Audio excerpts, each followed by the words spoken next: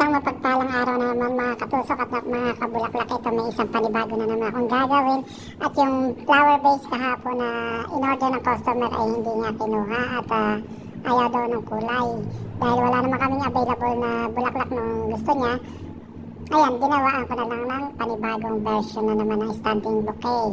Kaso putol-putol na siya dahil nakat ko na yung mga roses.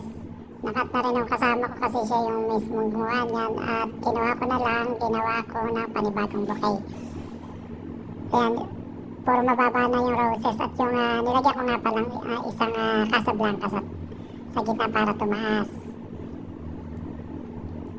Ayan, babalutan ko na at nagsawa na ako sa mga balot na kulay pink, kulay black, kulay gray. Yan ang ginamit ko, kulay cream. Dark cream.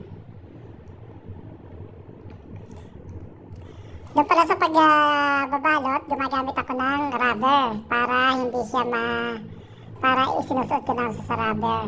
Yan. Para hindi ka gamit ng tape. Napansin nyo yan, no? Puro rubber yung gilid niya. Yan. Tapos niribon ako ng black. Yun na nga, tapos na. Have a nice day. God bless you all.